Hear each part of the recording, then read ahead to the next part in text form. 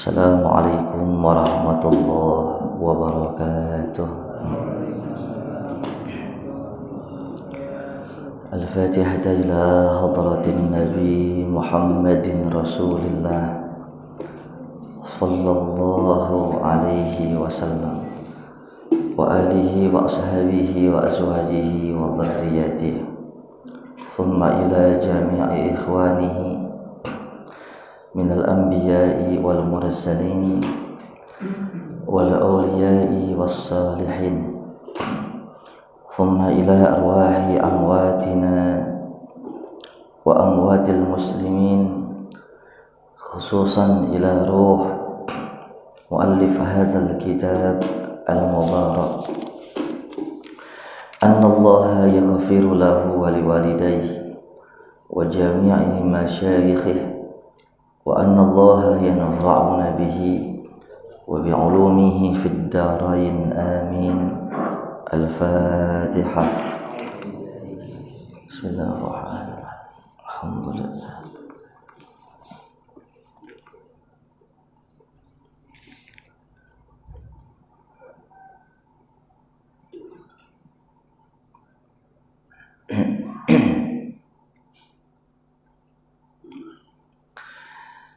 Bismillah walhamdulillah wassalatu wassalamu ala asyrafil khalqillah wa ala alihi wa sahbihi wa man tabi'ah hudah wa walah, amma ba'd.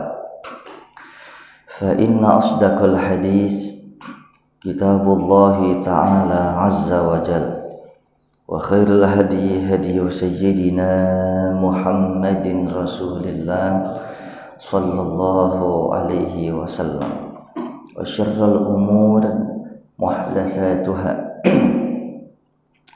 wa kullu muhdatsatin bid'ah wa kullu bid'atin dhalalah wa kullu dhalalatin finnar.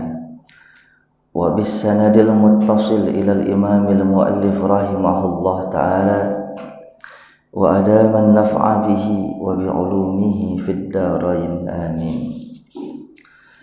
Jamaah Masjid Al-Manar yang dimuliakan Allah, mudah-mudahan Allah berikan kita sehat selalu, Allah berikan kita barokah usaha kita, Allah panjangkan umur kita, Allah berikan kita ilmu yang manfaat. Bismillahirrahmanirrahim. Hadis yang kedua. An Anas radhiyallahu anhu anin Nabi sallallahu alaihi wasallam fima yarwihi an rabbih azza wa jalla qala idza taqarraba al-'abdu ilayya shibran taqarrabtu ilayhi zira'an wa idza taqarraba ilayya zira'an taqarrabtu minhu ba'an wa idza atani yamshi ataituhu harwalah.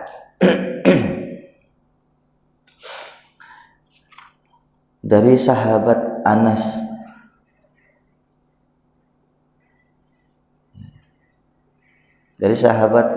bin Malik radhiyallahu anhu, semoga Allah ridha kepada beliau. Anin Nabi sallallahu alaihi wasallam, daripada Nabi kita Muhammad sallallahu alaihi wasallam, fima yarwihi an rabbih, dari apa-apa yang beliau riwayatkan dari Tuhannya. Kalau ada hadis bunyinya begini, ini namanya hadis qudsi. Fima yarwihi an rabbih azza wa jalla, dari apa-apa yang diriwayatkan dari Tuhannya yang maha agung dan maha luhur. Qala, Rasulullah bersabda, iza taqarraba al-'abdu ilayya shibran, apabila seorang hambaku mendekatkan diri kepadaku sejengkal, taqarrabtu ilaihi zira'an, maka aku akan mendekatkan diri kepada dia sehasta. Hasta itu segini, ya kan?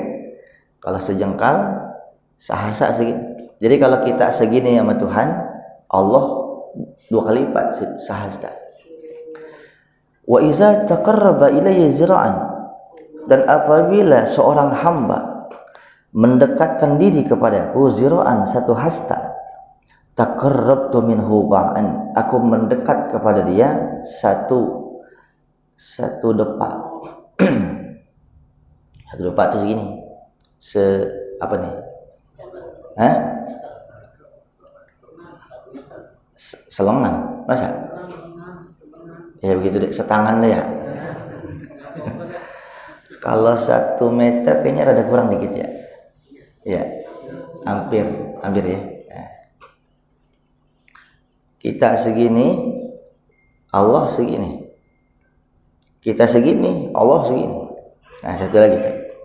Wa iza atani yamshi, apabila hambaku mendekatkan diri kepadaku, yamshi, berjalan, ataituhu harwalah, aku akan mendekatkan diri kepada dia berlari. Dari hadis ini kesimpulannya gampang. Allah itu kayaknya sensitif banget ya. Sini salah, ini salah, bintang jadinya gitu. Iya, masih ori-ori. Kesimpulan hadis ini, kalau Allah mau dekat sama kita harus ada action dulu. Harus ada action dulu, usaha dulu. Bahkan sekecil apapun usaha dibales berkali-kali lipat. Udah taubat nih, jangan sekedar taubat, sholat kerjain, puasa yang dulu molor kerjain, yang kagak ngaji kan gitu. Ini usaha nih tok nih. Ya, kalau sholat masih bisa dah, puasa masih bisa, tapi kalau ngaji saya malu. Mengapa? Kayaknya bener banget kalau ngaji ya. Lagi kalau zaman dulu kalau ngaji aki-aki semua. Saya kan masih muda. Yang penting lu hadir dulu aja. Hadir biar kata di parkiran gitu. Sejengkal tuh usaha kita. Allah sahasta. Sebetapapun usaha kita, Allah buka peluang lebar. Yang penting usaha dulu gitu. Kalau nggak ada usaha nggak bisa.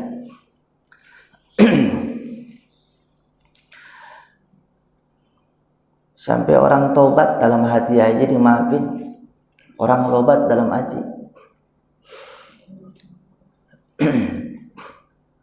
Dulu ada cerita di hadis ini, ada orang pernah ngebunuh manusia 99. Hadisnya sahih.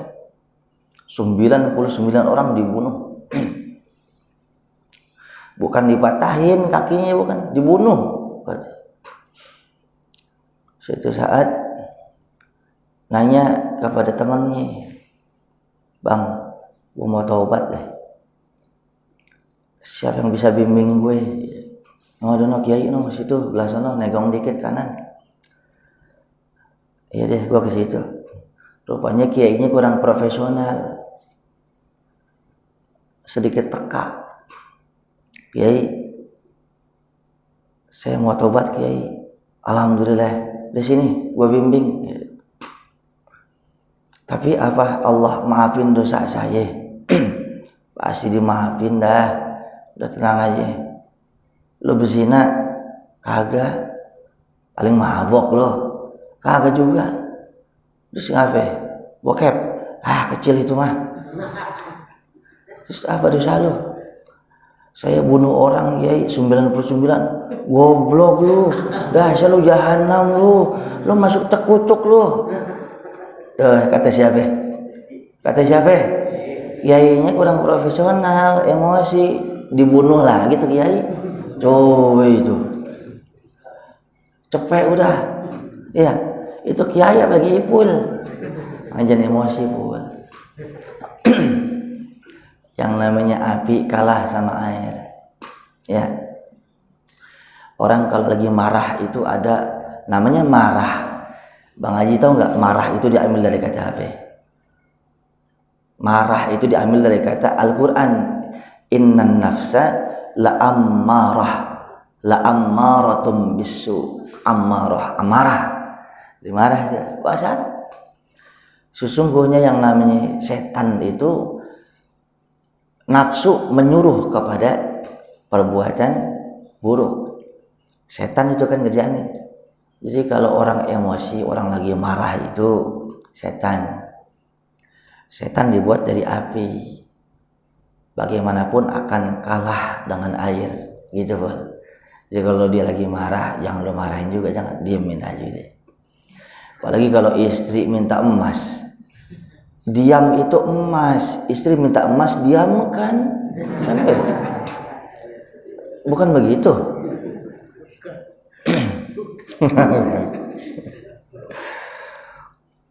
Jadi kalau orang lagi marah, kalah sama admin, suramin, cakar lo toh. Ya beda. Nih saudara, tadi korban yang ke-100 siapa itu? Yai, kayaknya ditewas juga. Akhirnya balik lagi dia tuh, segala macam hadisnya Sahih Bukhari sini. Udah lewat kan? Yang gak tahu pasti gak ngaji nih. Nah satu saat ini terjadi bukan di zaman Nabi Muhammad, bukan ya, di zaman bangsa Bani Israel sebelum Rasulullah. Suatu saat ada perasaan nyesel lagi, pengen tobat. Siapa yang bimbing? Nanya lagi sama kawannya, Bang, ada lagi nggak kiai yang bisa bimbing gua taubat? Lah, emang kurang satu, udah mati Bang. Mati? Kemarin sehat masih, gua buru Bang, ujung dah. Lu macam-macam gua libas. Iya. Bentar gua pikirin ya. Ada Kampung Serong, Belah Wetan. Ada Kiai Anu ada pesantrennya. Di situ ada santri. Udah ke sono deh. Baik deh, makasih. Sono. Saudara yang saya muliakan. Sorry. Temennya ini bukan begitu kan? Temennya ini yang kedua bilang begini, setahu gue sih Bang, apapun dosa pasti dimaafin, yang penting lu bener-bener. Yang penting bener-bener. Di sono Bang ada kiai, ada santrinya, lu ke sono deh. Mudah-mudahan dibimbing. Yang penting bener-bener taubatan nasuha. Baik deh, gue nyesel Bang. Bapak Ibu jamaah Masjid Al-Manar yang saya muliakan, belum sampai tempat itu kiai mau dibimbing taubat, mati tengah jalan. Mati tengah jalan. Udah ada rencana, tapi belum sempat dibimbing. Nyesel sih udah ada nyesel, tapi belum ada bimbingan. Tengah jalan mati. Malaikat azab ngambil rohnya nih. Emang gua tunggu nih. Pengen gedik nanti di jahanam. Pengen gebok nih. Ditahan sama malaikat rahmat. Malaikat azab, jangan buru-buru masukin ke neraka. Sebab ini orang baru mau taubat. Kan akhirnya yang dia Tuhan. Kan baru mau, tobat mau belum. Kagak bisa. Ini udah bunuh 100 orang. Yang dipenggal kiai malah yang terakhir. Kalau tibang merbuat masjid mah, ya nggak boleh juga. Akhirnya Allah turun tangan. Kalau bahasa kita udah diam-diam aja deh, diam-diam. Begini aja. Kalau dikata salah nih, bunuh orang. Kalau dikata benar, udah ada cita-cita mau taubat. Aneh tahu dia. Sekarang ente hitung aja. Ente hitung dari tempat dia tinggal sama itu kiai tujuan dia mau taubat, dia mati lebih dekat ke mana? Lebih dekat jasadnya ke itu kiai apa ke rumahnya? Kalau lebih dekat ke rumahnya, masukin neraka. Kalau lebih dekat ke itu kiai, masukin surga. Sepakat? Sepakat. Gitu kayak gitu. Dihitung saudara. Nggak pakai meteran, enggak. Malaikat kan jengkalin doang gitu. Rupanya saudara, posisi badannya itu sama, ke sono deket, ke sini deket, tapi badannya condong sedikit, sekian senti ke arah kiai. Kata Tuhan, berarti menang dia mau taubat, masukin surga. Subhanallah. Tuh, ini dia. Innamal a'malu binni. Salah. Niat doang sih. Innamal a'malu bikhawatimiha. Sesungguhnya amal perbuatan dilihat akhirnya. Sekarang pada bagus kagak pada ngaji? Bagus gak? Bagus gak kita ibadah, sholat? Bagus gak? Bagus gak kalau ngaji minum air putih? Bagus gak?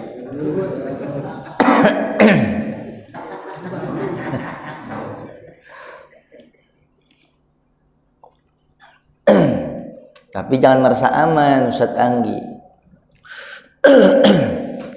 Maksudnya kenapa yang nggak boleh merasa aman? Kalau kita merasa aman dengan ibadah kita selama ini, wah gue mau udah cukup lah. Bye-bye, nggak bisa jamin kita akhir hidup masih begini. Saya punya kitab namanya Tafsir Syekh Hamamizadah. Di dalam surah Yasin dijelaskan ada seorang tabi'in namanya Syekh Sufyan Ats-Tsauri. Pernah dengar dong? Ya. Satu saat beliau sujud di depan Ka'bah. Zaman itu masih kosong banget ya. Sujud di depan Ka'bah itu hampir semalaman, tumbenan, nangis gegerungan. Sampai datanglah sahabatnya, guru, kiai, sobat, sudahlah jangan nangis mulu. Kalau emang ngomong dosa, kita juga semua punya dosa. Tapi masalahnya antum kiai, nanti kalau antum sakit, yang taklim siapa? Udah kiai, istirahat ya. Apa kata Syekh Sufyan Ats-Tsauri? Sobat, ini malam aneh nangis di depan Ka'bah, bukan ingat dosa. Kalau ingat dosa emang dosa mulu kita. Tapi tumbenan nih malam aneh lagi sujud, aneh ingat di satu kampung ada seorang ulama besar. Kitab karangannya banyak, Bang Haji. Ulama besar di satu kampung, ada karangannya banyak. Dan dia yu'allimun nas arba'ina sanah. Sudah mengajar, membimbing dakwah kepada masyarakat 40 tahun ngajarnya. Masya Allah. Lama gak? Lama gak? Tapi antum tahu sobat, itu kiai di depan mata aneh, matinya su'ul khatimah. Kagak bawa iman dia. Aneh khawatir aneh mati begitu. Padahal saya Sufyan Ats-Tsauri hafal Quran, hadis dia hafal, sufi tokoh besar, tahajud ratusan rakaat, zikirnya jutaan. Ya Allah ya Karim, nangis. Ingat ada ulama besar yang ngajar 40 tahun, kitab karangannya banyak, matinya kagak bawa iman sul khatimah. Apalagi kita. Berarti kita nggak boleh merasa aman dengan yang ada sekarang. Ya, betul. Sering-seringlah kita mohon, Allahumma inna nas'aluka husnal khatimah. Itu yang paling penting. Ya Bu ya. Bu, tumben berisik. Belum gajian apa? Jangan kata kagak dengar saya Bu. Tuh. Jadi kita kagak boleh merasa aman. Gak boleh merasa aman. Ini mungkin Bang Odi bisa disetting lagi ya. Kalau ini kekenyangan mengkik, kesini kejauhan, kan kayak kumis lele begini ya. Mungkin disetting lagi ya. Ibu-ibunya berisik gitu. Mungkin pengang kali dia. Ya. Apa mungkin tabiat lahir kali ya. Ya. Waalaikumsalam. Lanjut. Paham nggak ya, Share? Paham nggak? Oh, baru datang yang paham belum. Ini husnuzon namanya. Alhamdulillah. Tuh ya. Jadi yang paling penting ini. Yang paling penting jaga hati. Al-Maghfurlah As-Sayyid Muhammad bin Alawi Al-Maliki Al-Makki rahimahullah ta'ala. Sering beliau ini ulama besar di Mekah, doktor, profesor doktor. Alhamdulillah saya pernah berziarah ke makam beliau.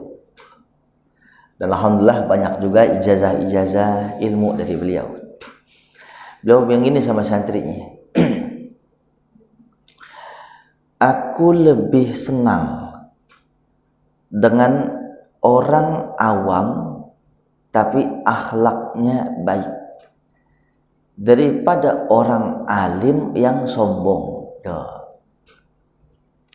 Kata-kata beliau itu yang sering diulang. Aku lebih senang orang awam, orang bodoh lah ya, tapi akhlaknya baik daripada orang alim tapi sombong. Apa artinya alim? Iblis laknatullah alaih dulu pernah 2000 tahun jadi penasehat malaikat, asal tahu. Kalau ngomong pinter dia, tapi sombong. Karena kesombongannya iblis nggak keluar dari neraka, khalidina fiha. Betul? Tapi Nabi Adam alaihissalam sekalipun kesalahannya makan buah khuldi, skenario Allah agar turun ke dunia beranak-pinak jadi kita. Faktanya itu satu kesalahan. Tapi salahnya bukan dari sakit hati, tapi dari fisik. Makan yang dilarang, gitu ya. Faktanya dimaafin nggak sama Allah? Dimaafin. Sekalipun 40 tahun baru dimaafin. Nangis, taubat, istighfar 40 tahun. Ini bahayanya. Kalau orang bodoh melakukan maksiat, diazab sekali. Tapi kalau orang alim maksiat, 1000 kali diazab. Kok bisa? Tahu ilmu, nginjak-injak ilmu. Tahu hukum, nginjak-injak hukum. Na'udzubillah min. Wah, kalau gitu mah gue jadi bego aja dah. Ya salah lagi aja. Salah lagi. Sebagaimanapun orang bodoh, kebanyakan di neraka. Kalau sekedar hatinya baik, kan 1000 banding 1. Sholat nggak pakai ilmu kan bodoh namanya, nggak diterima. Baca Quran nggak pakai ilmu, karena kebodohannya kan gak diterima, malah dilaknat. Rubba qari wal Qur'an yal'anuh. Betapa banyak orang yang baca Al-Quran melaknat dia karena bacanya gak pakai tajwid, makharijul huruf. Penyakit tulen, penyakit klasik bagi manusia, gengsi. Umur udah lanjut di ngaji masih peletot-peletot. Malu. Dulu nyekek botol kagak malu. Dulu nyawer biduan kemidi kagak malu. Dulu yang anu kagak malu. Masa untuk baca kalam ilahi malu, tapi udah tua malu. Setan itu namanya. Cari teman yang sebaya, privat, yang nyaman. Ente apa yang nyaman? Sama siapa? Yang penting ngaji. Jangan sampai kagak ngaji. Yang parah begini nih. Ente yakin nggak kalau yasin, tahlil, sedekahan, rawahan nyampe nggak paling nggak almarhum? Nyampe nggak? Assalamualaikum. Jawab yang kompak ya. Antum tahlil, antum rawahan, haulan, sedekahan, pahalanya kirimin ke almarhum. Sampai nggak?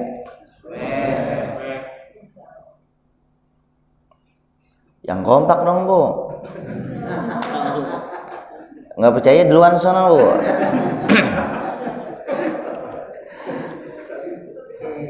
Sampai nggak?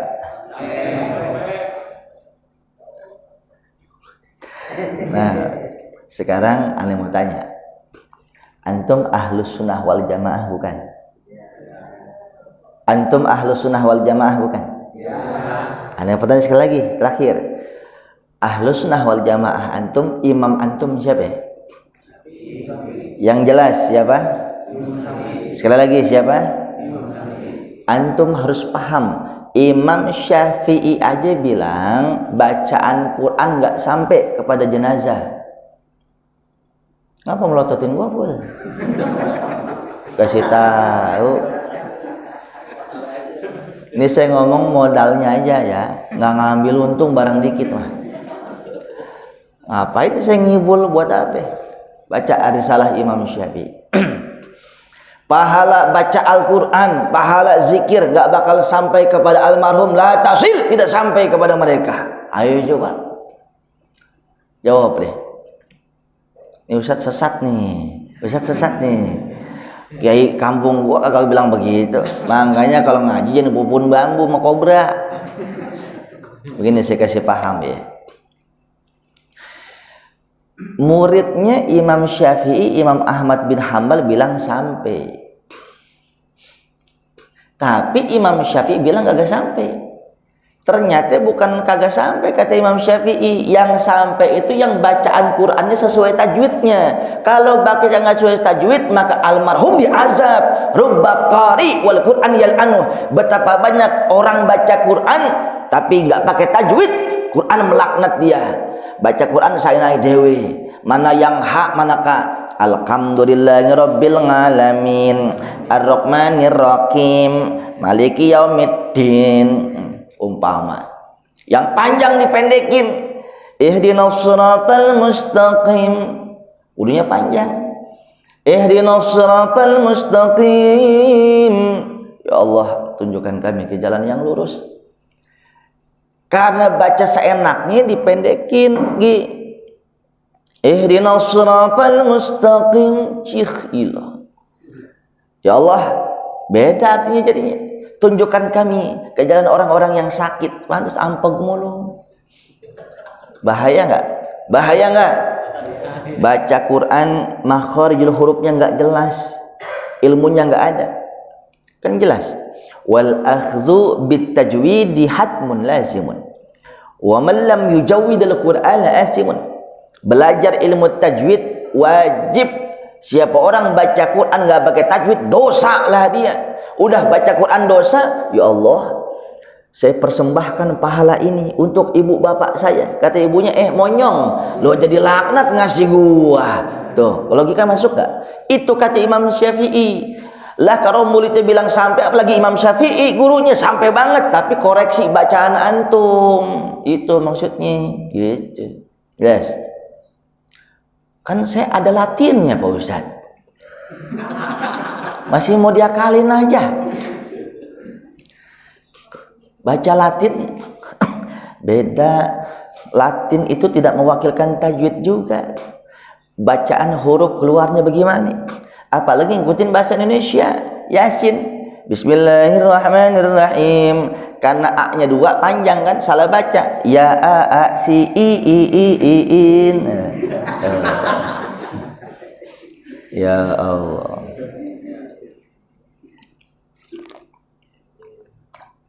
Jelas. Jelas. Masih diakalin juga, Bol. Masih mau diakalin. Ngaji kagak becus. Belajar ogah Latin, kata Ustadz kan kagak boleh, diakalin deh. Jadi ziarah kubur ke mak bapaknya. Iya, buat tip recorder. Muammar ZA ya. Ngaji Yasin. Kan fasih ya. Ntar yang masuk surga bukan lu, Samsung masuk. Ya Allah. Ya Allah. Ya Allah. Parah nggak? Betapa banyak yang saya lihat Dayat. Ada orang tua meninggal, anaknya nggak bisa nyolatin emak bapaknya. Padahal kan bisa dia bohong ya, nyembrong aja dia malu nggak bisa nyolatin. Udu aja kayak capung cebok. Lebih bangga di jalanan megang bendera kuning untuk nyetop mobil. Kagak bisa nyolatin almarhum orang tuanya. Begitu ziarah kubur, baca yasin kagak, doa kagak, itu alang-alang dibabatin. Asal tahu, alang-alang dibabatin itu tumbuhan. Tumbuhan itu zikir akan ngefek ke dalamnya. Tapi Pak Ustadz rengas udah, boleh ente papas tapi ente baca yasin yang bener. Udah kagak baca yasin, alang-alang lu papas, lu ngasih gua apa? Udin, dengerin, kata itu maknya. Parah lagi, kuburannya dipelur di beton, haram hukumnya. Waalaikum. Ada yang ayah bundanya, komandan, mau minum dulu? Ada yang ayah bundanya sudah wafat? Ada ya. Saya mau tanya, sayang nggak sama orang tua? Sayang nggak sama orang tua? Kalau dimakamin di tanah wakaf, rupanya dipelur di beton, hancurin, haram hukumnya, jelas. Kecuali makamnya kita makamin di tanah sendiri, mau di beton, mau di atas TPK, dugem di atasnya nggak apa-apa. Tapi kalau di tanah wakaf haram, dipelur kanan kirinya. Kenapa haram? Agama yang nggak boleh. Nah ini saudara, sekarang tanah kuburan 1 hektar maunya. Waalaikum. Tanah 1 hektar. Kemudian yang mati kan nggak cuma 1, silih berganti. Lah kalau setiap jenazah itu dipelur, kan ekspansi kagak bisa, orang memasuk kagak bisa. Malah bukan nyempitin tuh tanah. Sementara tanah wakaf itu tidak boleh diwariskan.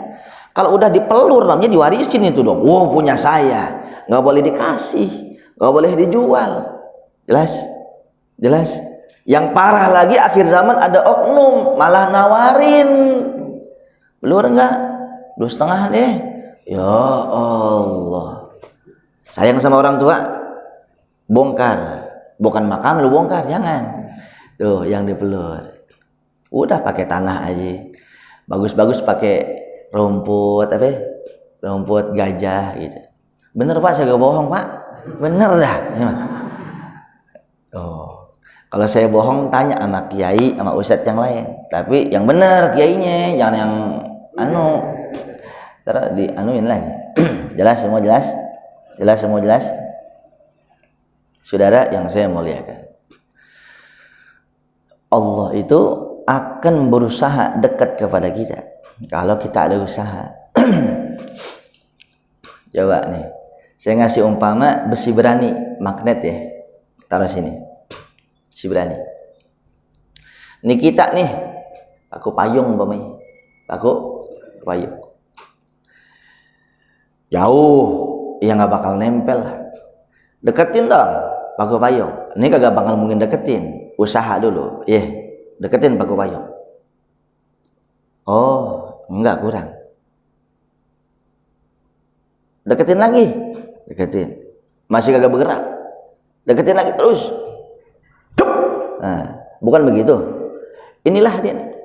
Kalau yang namanya Tuhan udah mulai deketin, dipegang sama Allah. In tansurullah yansurkum. Kalau kamu tolong Allah, Allah tolong kamu. Emang Allah lemah kudu ditolong? Enggak. Nolongnya Allah, jalankan perintah Allah.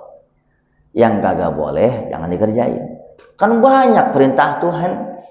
Yang dilarang kan kagak banyak. Ngaji lah. Jadi ngaji itu include. Ngaji itu semuanya dapat. Thalabul ilmi dapat.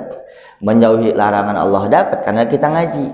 Tapi jangan cuma sekedar ngaji, isinya yasin, salawatan, zikiran, itu mulia, bagus, harus ada kajiannya. Yang dimaksud oleh Rasulullah itu ilmu, kajian, yang dimaksud Rasulullah itu taman surga. Hilaquz zikir, satu lingkaran perkumpulan yang di situ yubayyinul halal wal haram, yang menjelaskan dalam itu kajian mana yang halal, mana yang haram, mana yang kagak boleh, mana yang boleh, mana yang makruh. Oh ini dianjurkan, ini syarat-syaratnya, ini rukun-rukunnya, sehingga ibadah kita sesuai dengan tuntunan agama dan sah. Tapi kalau umpamanya yasin doang, zikir doang, istighosah doang, selawatan doang, tapi mandi junubnya masih belang-belantong, wudunya masih kagak bener, bacaan sholatnya masih kagak bener, untuk ngoreksinya kemana itu kalau cuma itu doang? Gitu maksudnya. Jelas ya? Silahkan yasinan, bagus, tahlilan, manakiban, istighosah, ratiban, cakep, tapi jangan sampai situ doang. Nih harus ada kajian nih, mobil khusus fikihnya, perkara ibadah, tauhid nih. Jangan sampai kita menduakan Allah, cukuplah Allah satu, sifat-sifat Allah bagaimana. Tasawufnya udah ada ilmu tentang ibadah, casingnya kita cakep, tasawuf mesinnya cakep juga. Jangan sampai ibadah cakep hati berek, jangan sampai ibadah cakep hati berek. Jelas. Ada orang sholat tahajud, ada orang sholat duha 12 rakaat, bagus gak? Sholat duha 12 rakaat bagus gak? Ustaz, bukannya duha 8 rakaat? Betul, 8 rakaat menurut fuqaha, 12 rakaat menurut muhaddisin. Boleh 8, boleh 12. Sholat duha 12 rakaat bagus gak? Di masjid bagus gak? Begitu pulang ke rumah lewat pinggir pos satpam, dasar makhluk jahanam, lu main catur mulu, ingat mati dong kayak gua, sholat, zikir. Lu mah gak kayak gua ahli ibadah, Fir'aun lu. Tuh, kagak ngomong, kagak, dalam hati doang. Ini orang nih 8 rakaat dia sholat, belum sampai rumah udah habis lagi pahalanya. Karena apa? Cuma sekedar ibadah, tasawufnya nggak ada, manajemen kolbunya nggak ada. Jelas. Orang sering kualat lantaran apa? Lantaran ama mertua. Assalamualaikum. Yang namanya mertua adalah makhluk yang paling baik sama kita. Dia punya anak perawan, dari mulai lahir tuh anaknya diempanin, disekolahin, dibimbing, udah besar, udah sukses, udah rapi, kita comot. Baik nggak? Baik nggak? Kata Ipul, lah kan saya bayar mahar. Mahar lu berapa sih? Ketimbang nyawa raga seorang anak wanita, dikasih aja. Tuh. Mertua makhluk yang paling baik. Betul? Betul nggak? Iya. Lupa sering, ribut sama istri sering, mertua ke bawah-bawah. Lu ngertiin gua apa sih? Gua capek ngomong sama istri. Gua bakal tambahin uang belanja lu. Jangan pengeretan lu kayak mak bapak lu lah, gua lu. Lah coba itu. Lah, mak bapaknya lagi sholat. Mak bapaknya di bawah-bawah. Bagus kagak direkam tuh. Kalau direkam keplang pakai centong sayur lagi. Tuh. Su'ula ada orang tuh, ada 3 yang melahirkan kita, yang menikahkan kita dengan anaknya, mertua, dan yang membimbing kita dekat kepada Allah, itu orang tua juga. Jelas, ente sakitin hatinya gak berkah. Makanya mungkin bisa jadi kita sukses karena ada doa mertua. Karena mertua itu sejajar dengan orang tua. Kita kasih orang tua sekian, samain dong Bang Bejo. Dia kan mertua, kasih aja gope.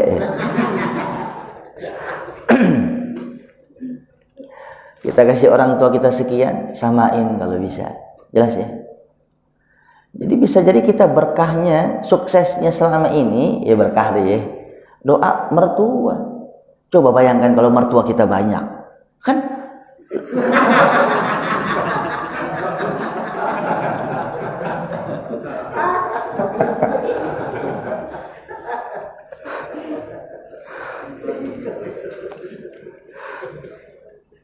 Bercanda, Bu. Ada yang mau nanya? 10 menit lagi. Kalau enggak kita masuk satu hadis lagi. Tok, nanya tok. Hadis yang selanjutnya. An Ibnu Abbasin radhiyallahu anhu maqala.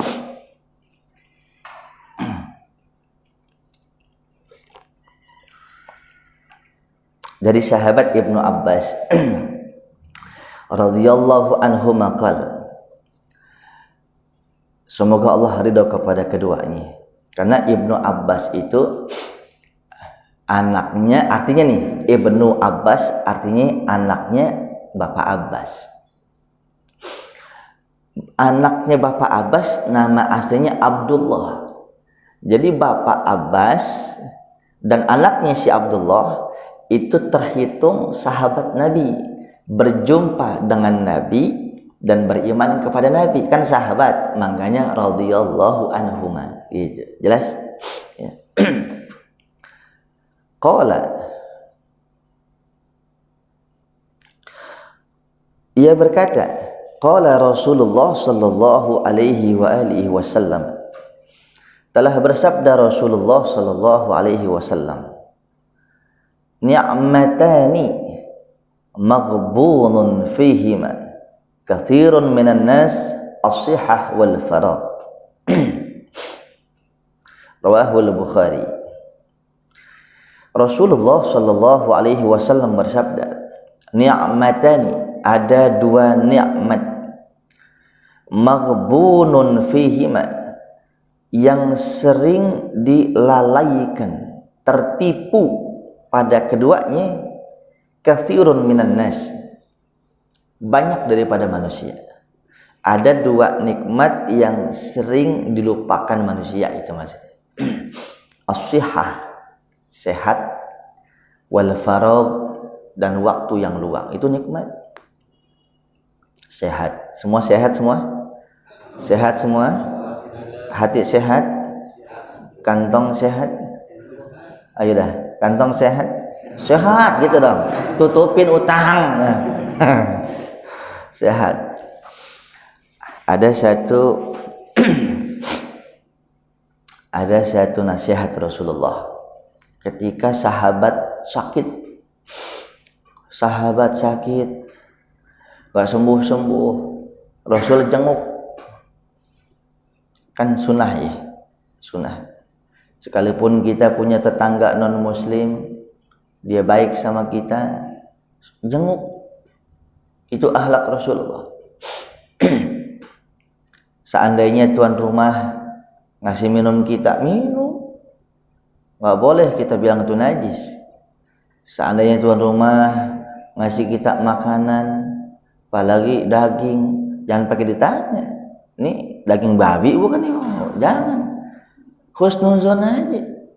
Rasulullah mengajarkan seperti itu. Nah, Rasulullah datang menjenguk sahabat yang sakit. Wahai Rasul, doain saya ngapain? Doain saya capek banget, sakit ya Rasulullah. Jawaban Nabi, la ba'sa, nggak apa-apa, insyaallah tahur, insyaallah mau dibersihin sama Allah. Itu sahabat dengar begitu kayak kerupuk kena air, ciut. Oh iya ya, dulu saya banyak salah, banyak ngomong kagak diayak, omongan saya nyakitin orang, sombong saya, banyak uang masuk ke perut anak bini saya tilep, kaki saya ke sono. Ya Allah, maafin ya Rasulullah. Ya nggak apa-apa, mau diwangiin, mau dibersihin ya. Satu saat Rasulullah bilang lagi,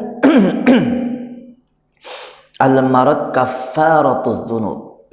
Sakit itu ngapusin dosa. Tembok rumah kita mau lebaran nih, udah cakep banget, kita cat lagi, dioret-oret, padahal sama anak kita sendiri. Wajar nggak dongkol? Wajar nggak dongkol? Wajar. Ada nggak usaha kita untuk ngapus lagi? Ada. Nggak usah ngomong coret-coretan, yang nyoret nggak ada, tapi muka kita yang awalnya glowing timbullah jerawat. Jerawat dia punya grup, lu nongol juga dong sono, timbul lagi sini. Lu yang di hidung, dalam hidung, timbul lagi sini. Tuh jerawat. Orang ada usaha nggak mau ngilangin jerawat? Wajar. Jelas. Buku kita bersih, dia coret-coret sama temen, wajar nggak kita mau bersihin? Apalagi dosa, nggak bakal masuk surga pendosa, ngapusin dosa, tapi kadang lupa, sholat kagak beres. Zakat mal belum dibayar, uang di atas 86 juta nggak dibayar zakat mal 2,5%. Tapi sedekah juga pelitnya 17 setan. Ama tetangga kagak akur, ama ipar monyong-monyongan, ama mertua suuzon, tapi lagu lo mau kawin lagi. Ceplosan itu. Jangan, nggak boleh. Kalau nggak adil jangan. Ini ngomong apa sih? Balik lagi aja. Senang kalau godain ibu-ibu mah. Assalamualaikum. Sakit ngapusin dosa. Rupanya badan sehat. Suka nge-gym. Bahkan bukan sekedar nge-gym, nge-ho. Kan gym ha-ho kan?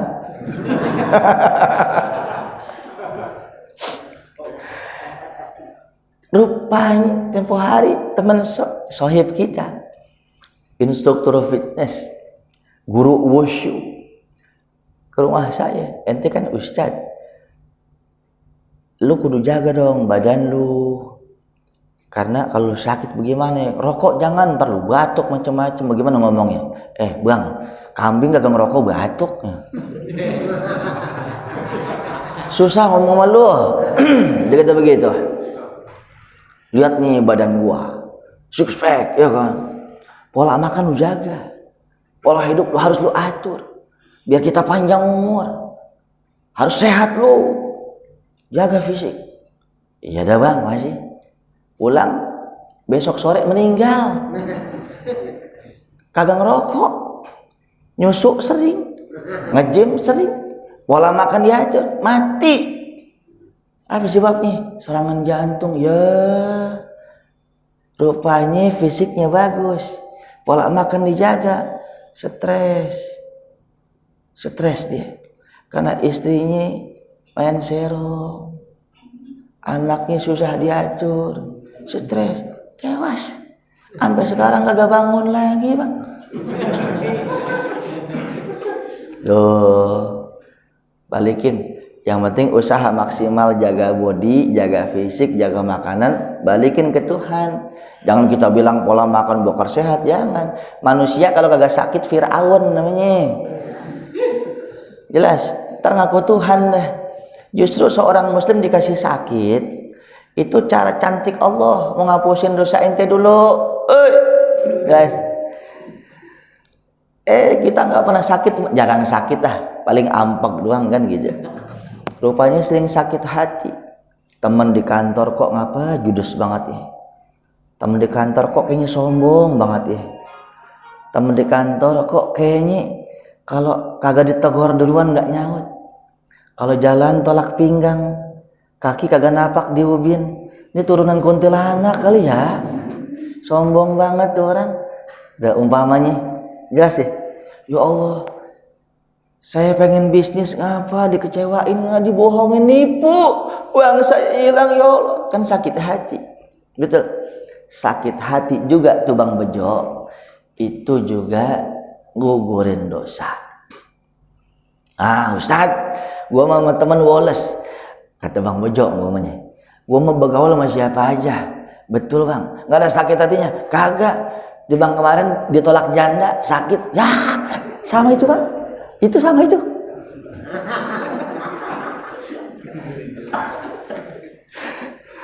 Assalamualaikum. Mohon maaf ya. Modal saya begini. Saya ustadz kampung. Nggak bisa apa-apa. Ya Allah. Maafin ya. Tapi kita ini saya anggap keluarga yang di sini mah.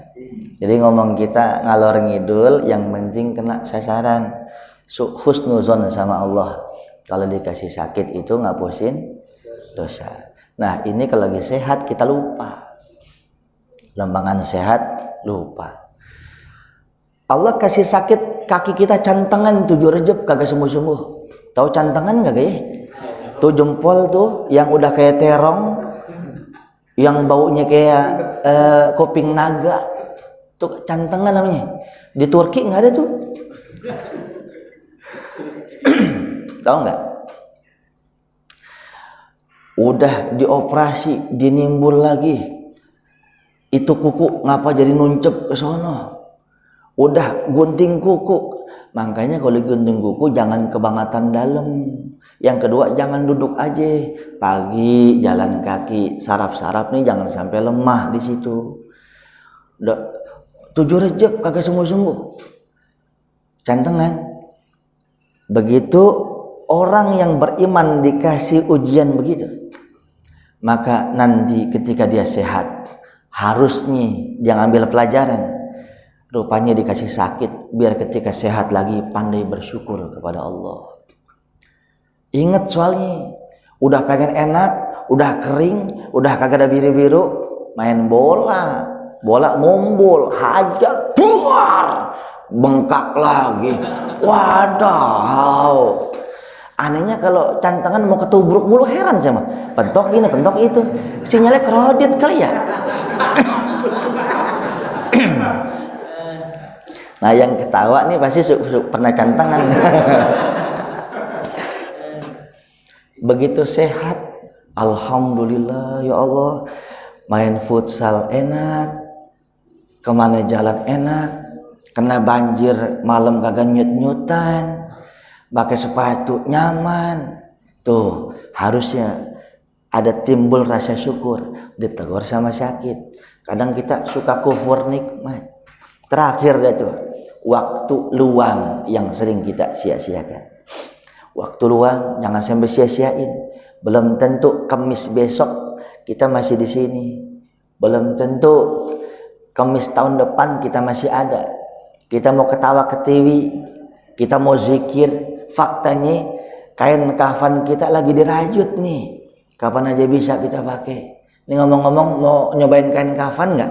Ini lagi banyak nih sini nih. Mau.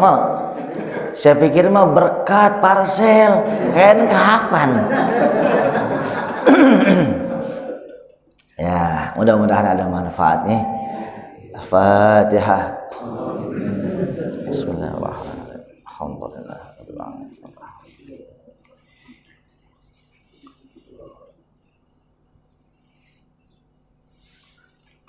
Bismillahirrahmanirrahim. Alhamdulillahi rabbil alamin. Sallallahu ala sayyidina Muhammadin nabiyil ummi wa ala alihi wa sahbihi wa sallam. Allahumma anfa'na bima 'allamtana wa 'allimna ma yanfa'una warzuqna ilman wa la tuzigh qulubana ba'da idh hadaytana. Allahumma anfurna ala jami' ala'iddin nasran 'aziza wa khzulhum khizlanan kabira wa dammirhum tadmiran shadida wa tabbirhum tadbira واجعلهم هباء منثورا واجعلهم من الأخسرين أعمالا وقنا شر الأشواء وشر العداء وشر الداء ولا تجعلنا محلا للبلوى ولا تجعلنا فتنة للقوم الظالمين وأخرجنا منهم سالمين غانمين ونجنا منهم برحمتك يا أرحم الراحمين ربنا آتنا في الدنيا حسنة في الآخرة حسنة وقنا عذاب النار ربنا تقبل منا إنك أنت السميع العليم وتب علينا إنك أنت التواب الرحيم وصلى الله على سيدنا محمد النبي الأمي وعلى آله وصحبه وسلم سبحان ربك رب العزة عما يصفون وسلام على المرسلين walhamdulillahi rabbil alamin.